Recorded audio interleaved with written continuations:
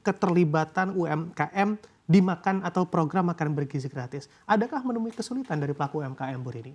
Sebenarnya kalau program pemerintah baik itu lewat online kan sekarang semuanya transparan, itu pasti mudah gitu. Hanya saja waktu saat penfilteran siapa yang dapat itu, nah itu yang kita nggak tahu gitu, itu sih. Jadi kalau UMKM sekarang tuh sudah banyak yang bisa melakukan pendaftaran online, masih itu hal yang mudah bagi mereka gitu. Karena kepahaman teknologi itu juga sudah mulai tumbuh ya di UMKM. Hanya saja pada saat nanti eksekusi pemilihan, misalnya kan tadi disampaikan yang daftar sekian nih gitu kan pasti akan dipilih, nggak semuanya dipilih gitu. Nah itu saat penyaringan itulah yang butuh transparan. Misalnya saya berharap sih pemerintah bisa memberikan ke rakyat gitu laporan gitu transparan yang dapat pengusaha mikro atau pengusaha kecil si A gitu.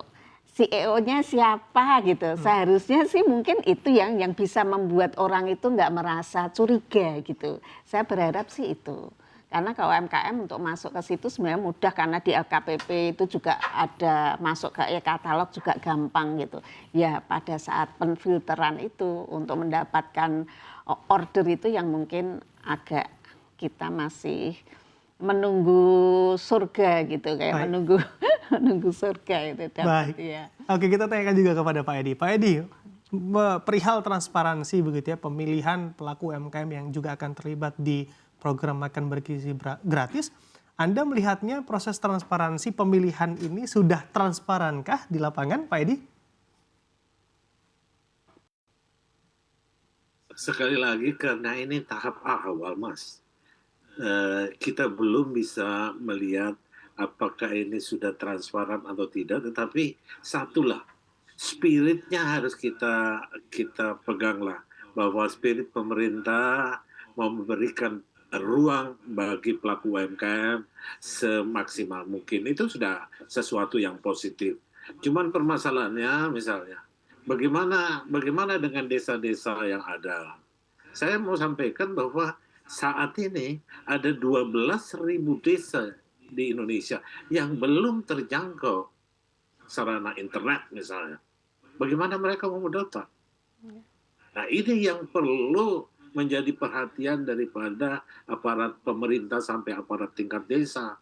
Bagaimana membantu pelaku UMKM di tingkat desa yang mungkin ada juga sekolah-sekolah di sana yang perlu disupport sehingga UMKM-nya harus mendaftar lewat pemerintah lokal ya. Nah ini yang menjadi konsentrasi yang harusnya menjadi perhatian juga bagi pelaksana dalam hal ini pemerintah. Yang kedua adalah bahwa saya sih sepakat aja dengan Ibu Rini bahwa sebisa-bisanya yang dipilih untuk melakukan pekerjaan ini adalah orang-orang yang memang punya kapabilitas yang baik.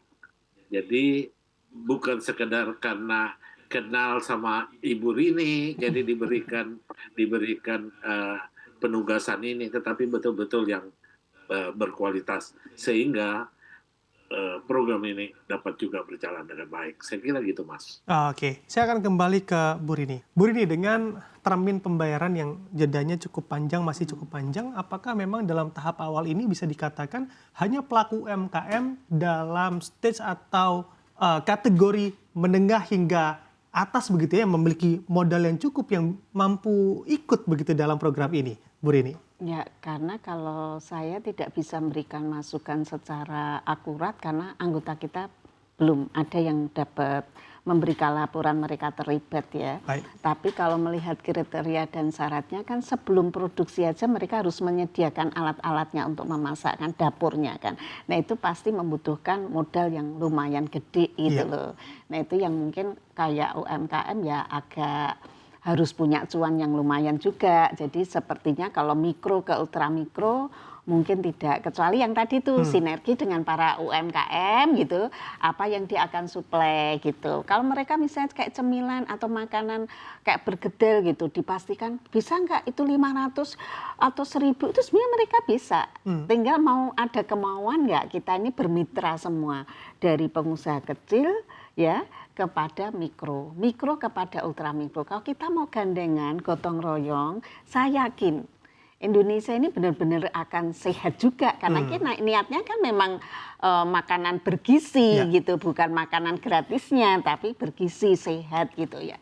Saya berharap Pak Presiden bisa betul-betul mengawasi ini sih, harus selektif juga untuk memilih pengusahanya setuju dengan Pak Edi ya, tidak hanya karena kenal si A, si B, si C atau orang dari dalam gitu, ordal gitu, tapi betul-betul yang kapasitasnya itu bisa gitu. Oke, jangan sampai ada oknum-oknum nakal begitu ya dalam program ini. Baik, kalau kita lihat dari dukungan modal karena Anda katakan harusnya sih memang secara modal harus memiliki modal yang lumayan begitu Bu Rini.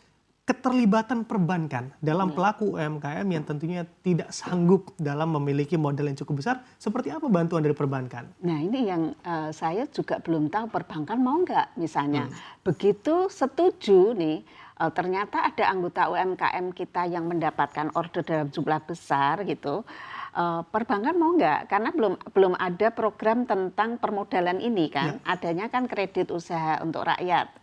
Yang tadi sempat kita ngobrol di belakang panggung, penghapusannya pun bukan untuk yang penerima kur gitu kan.